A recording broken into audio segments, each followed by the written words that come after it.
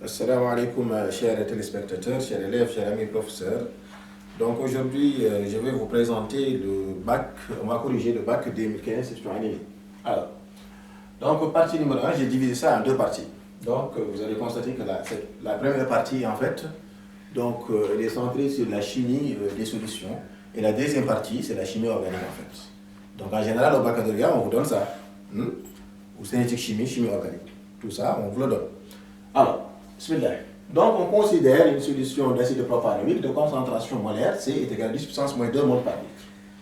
Et de pH égale à 3,35. Donc, la première question qu'on vous demande ici, c'est de calculer les molarités des espèces chimiques présentes dans la réaction. Donc, bien évidemment, ici, on ne nous a pas demandé de calculer, de déterminer l'équation bilan de la réaction, mais il est fondamental quand même de l'écrire. Ok, donc on a l'acide propanoïque. Donc là, il faut mettre l'équation bilan de la réaction pour que ça soit beaucoup plus clair. Et ensuite, on vous demande de déterminer le pKa du couple CH3, CH2COH, ça veut dire l'acide propanoïque, CH3, CH2COO, moins C, ion propanoate. Alors, la question 1-2, on vous demande de calculer le coefficient d'ionisation alpha, ok, de l'acide propanoïque et conclure. La question 1-3, on considère le 10 ml de la solution précédente, on dilué à 1 litre. 1 litre. Donc le pH prend la valeur de 4,45. Calculer la nouvelle valeur alpha prime du coefficient d'ionisation. Bien évidemment, alpha prime ici a changé. 1,4. On considère une solution d'acide propanoïque de concentration C' est égale à 10 puissance moins 6 mol par litre et de pH égale à 6. Calculer la nouvelle alpha prime. Que dire du comportement de l'acide propanoïque très dilué? Ok? Donc, bismillah, là, on va. Là, la première question. Bon, on va commencer par l'équation bilan d'abord. Ce n'est pas demandé. L'équation bilan de la réaction. Donc, à titre d'information, vous savez que tous les acides carboxyliques sont des acides faibles. Ça, on le sait. OK? Donc, l'acide propanoïque, c'est CH3, CH2, COO, H, si vous voulez aussi.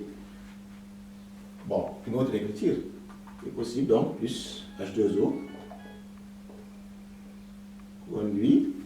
Donc, la réaction, elle est partielle. OK? À CH3. CH2, CO-, c'est la base conjuguée là, plus H3O, O+.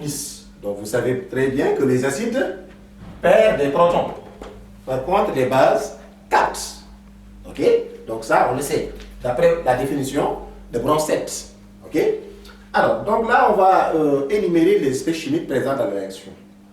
Donc, on doit calculer ici la concentration de CH3, CH2, COOH. On doit calculer, bon, on pouvait commencer quand même par la concentration d'H3O+, c'est la même chose. La concentration d'H3O+, la concentration de OH-, la concentration de CH3, CH2, COO-. Bon, il y a des professeurs qui mettent l'eau, mais là, ce n'est pas la peine de le mettre. OK? Donc là, automatiquement, on va commencer par la concentration d'H3O, H3O+. Donc la concentration d'H3O+ est égale à 10 puissance moins pH. OK? Donc la règle, vous connaissez déjà la règle. La concentration d'H3O+ est égale à 10 puissance moins pH. Et ça émane d'où? La formule de pH. pH égale à quoi? Égale à moins log de H3O, O+, ou moins log de Ca. Alors, là, donc, le pH ici est égal à 3,45. OK? Donc, c'est 10 puissance. C'est 10 puissance moins 3,45. Allez-y, mes chers élèves, prenez vos machines. On va calculer ça ensemble. Bon, moi là, j'ai trouvé 3,55. 3,55 fois 10 puissance moins 4 mol par litre. Il faut toujours mettre limité, n'est-ce pas? Ensuite, on va calculer la concentration de OH-. Donc ici, la solution est prise à 25 degrés. À 25 degrés C. Ok? Donc avec 5 degrés C, qu'est-ce qu'on sait? KE égale à quoi? À la concentration de H3O plus fois la concentration de OH-, n'est-ce pas? Donc, égale à ici 10 puissance moins 14. Donc, qui est égal à 10 puissance moins 14. Donc, ce qui implique à dire que ici, ou équivaut à dire que la concentration de OH- égale à KE divisé par la concentration de H3O plus. KE, on avait dit que c'est 10 puissance moins 14 divisé par la concentration de H3O plus, qui est 3,55 fois 10 puissance moins 4. Acha, calculez. Prenez vos machines. Donc là, j'ai trouvé 2,82 fois 10 puissance moins 11. La concentration OH- égale à 2,82 fois 10 puissance moins 11 mol par litre. Voilà.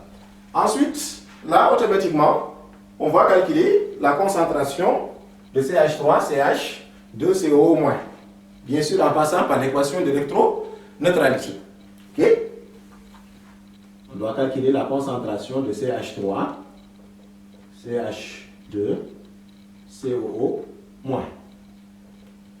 Donc, en passant par l'équation d'électroneutralité, on peut abréger ça comme ça.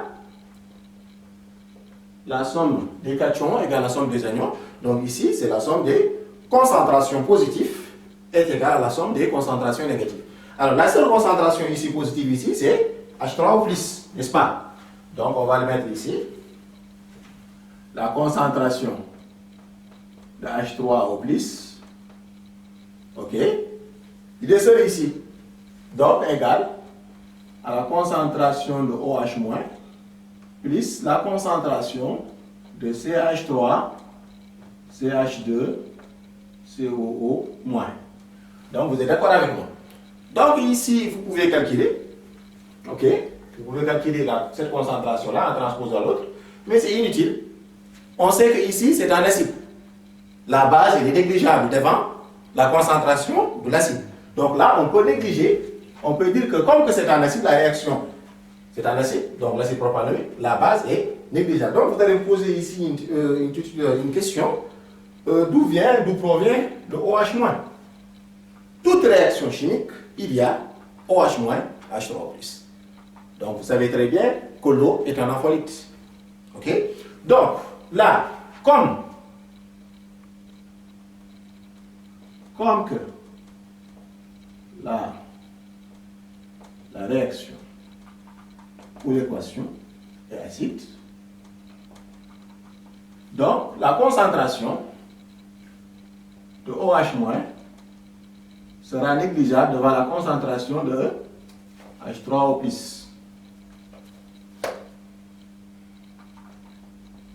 H3O+. Donc, comme c'est négligeable, ça restera. Donc, on peut dire que donc, la concentration de CH3, oui, ion propanoate, CH3, CH2, CO- est sensiblement égal à la concentration de H3O+. Et ici, on avait trouvé, si vous vous rappelez très bien, 3,55 par 10 puissance moins 4. 3,55 par 10 puissance moins 4 mol par litre. N'oubliez pas de mettre les unités. Alors, maintenant, ça reste CH3, ça veut dire l'acide. CH3, CH2, COH. Ok? Donc, ça reste la concentration de CH3, CH2, COOH. Comment on calcule ça? Bien sûr, on passe par la conservation de la matière. Ok? La conservation de la matière. Bon, en fait, c'est la même chanson. C'est la même chanson. On vous donne ça au baccalauréat. En fait, c'est la même chanson en général. Vous calculez d'abord la concentration de H3O+, vous calculez la concentration de OH-, Après avoir calculé la concentration de OH-, vous passez par l'équation de neutralité pour calculer l'ion, la forme ionisée. Vous passez par la conservation de la matière pour calculer, bien sûr, l'acide. Si c'était la base, c'est la même chose, mais attention, cependant, il y a des cas particuliers. Ok? On ne vous donne pas des choses, on ne balance pas les choses gratuitement comme ça. Parfois, on ne vous le donne pas. Ok? Alors, maintenant, ici, on passe par la conservation de la matière. On peut toujours abréger ça. Donc, la conservation de la matière, bien sûr, je vous rappelle un petit peu, ça émane de la loi de Lavoisier. Rien ne se perd. Rien ne se crée. Tout se transforme. Ok? Donc, la concentration initiale qu'on a égale la concentration restante plus la concentration disparue. Donc, ici, on aura la concentration de CH3, CH2, COOH, plus la concentration de CH3, CH2, COO moins. Nous, ce qu'on cherche, c'est ça. Donc, mathématiquement, vous êtes des mathématiciens, machallah. Donc là, pour tirer ça, qu'est-ce que vous faites? CH3, donc CH3, CH2, COOH égale à la concentration initiale moins CH3, CH2, COO moins. Ok? Donc, on peut toujours remplacer. Bon, je vous lâche. Vous allez remplacer 10 puissance moins 2, ça veut dire la concentration initiale, c'est 10 puissance moins 2. Et la concentration, bien sûr, de la forme ionisée, on avait dit que c'est la concentration d'H3+, n'est-ce pas? Et la concentration d'H3+, on a dit que c'est 3,55 fois 10 puissance moins 4. Ok? Ah tiens, calculez. Bon, là, j'ai trouvé 0,96 fois 10 puissance 0,96 fois 10 puissance moins 2 mol par litre. Donc, mes chers élèves, la première question, voilà la première question. On nous avait demandé de calculer les molarités, ça veut dire les concentrations des différentes espèces chimiques présentes dans la réaction. Et là, on a calculé la concentration d'abord d'H3+, la concentration de OH-, la concentration de la forme ionisée, ça veut dire l'ion propanol, enfin, la concentration de l'acide. Donc là, c'est très simple, c'est comme ça qu'on calcule ça de façon générale. Ok? Alors, là, on me demande de déterminer le pKa du couple. Acide propanoïque, ion propanoate. Vous avez pas mal de formules. Vous pouvez passer par pKa est égal à moins log de Ka. Ok? Puisque vous avez la concentration d'H3+, vous avez la concentration de la forme basique et la forme acide. Automatiquement, vous calculez. Ou bien, vous passez par la formule d'Anderson. Vous passez par la formule d'Anderson. Calcul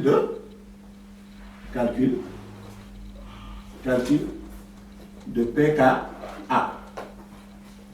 Alors, le pKa, Anderson, que dit M. Anderson, pH égale à pKa plus log de base sur l'acide.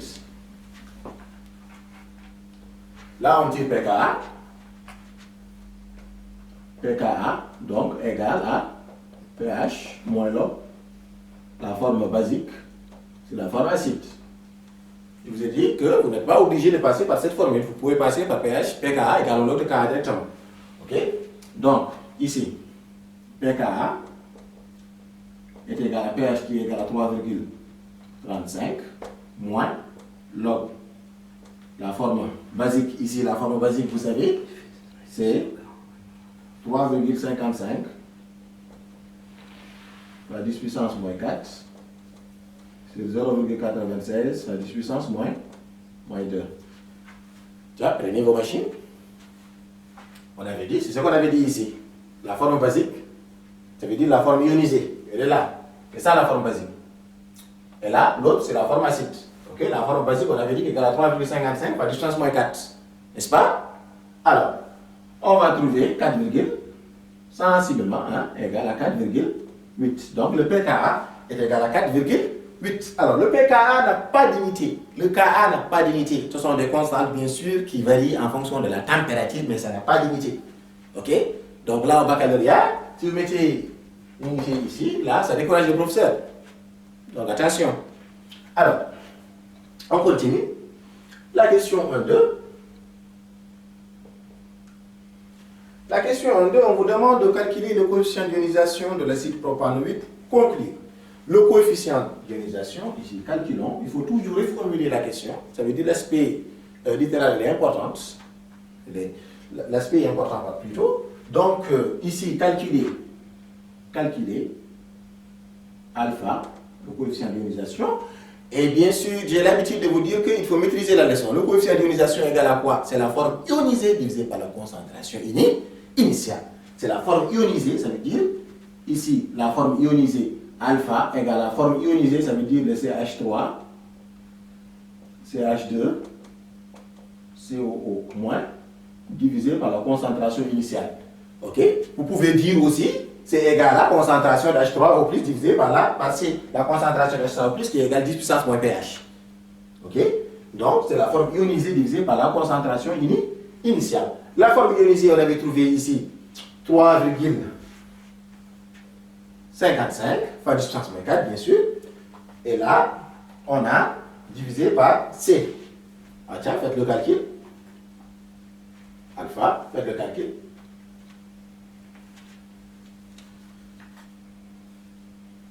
Faites le calcul. Voilà.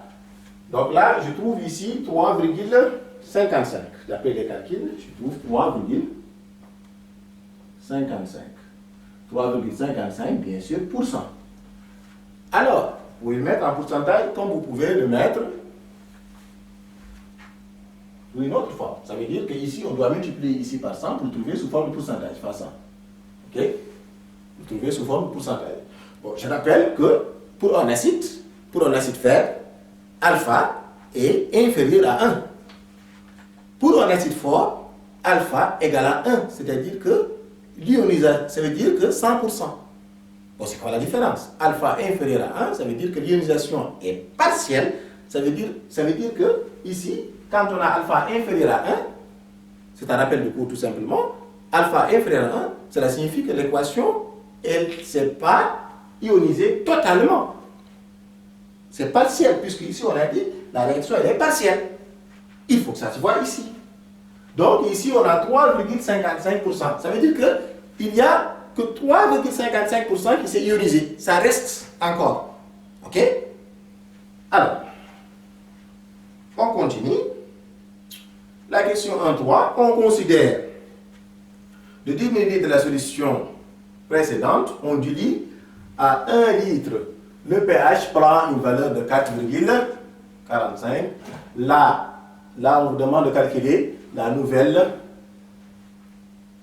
le coefficient d'ionisation alpha prime. OK? Le coefficient d'ionisation alpha prime. Calculons alpha prime. Alors, mes chers élèves, ce qu'il faut savoir de la dilution, c'est quoi? Diluer une solution, c'est d'augmenter le volume et de diminuer sa concentration. Il faut savoir la définition de la dilution. C'est quoi? C'est diminuer la concentration et d'augmenter le volume. OK? Je dis à Hassani, ici, quand on dilue une solution, la concentration est beaucoup plus, elle est beaucoup plus légère. Ou le volume inzal. Tu vois, à chaque fois, tu fais des صغير يدور le premier verre intelligent que tu es. ما نعطيه le premier verre شيء يتعدل ليه دبر الماء تزيد في كاس حتى يعطيه يشرب. هذا عادة الديليسيون. صيفتو هذا c'est une dilution. هذا c'est une dilution qui est là. OK? Donc ici, c'est une dilution qu'on a fait ici. OK? Maintenant, attention. On peut diluer au dixième, au centième, au millième. Ça veut dire qu'on peut diluer 10 fois, 100 fois, 1000 fois. OK? Ici,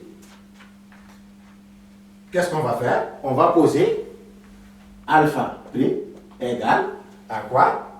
Donc ici, ça va changer. Hein? C'est la concentration, si vous voulez, la concentration de CH3, CH2, COO moins prime, c'est la concentration initiale. Ça a changé. OK? Maintenant, ici, d'après les calculs, on a les données. On a des données. On a des données calculées. Ici, pH égale à 4,45. OK. Calculé. Donc ici, en calculant, vous allez trouver 1. 1 égale à bien sûr 100%.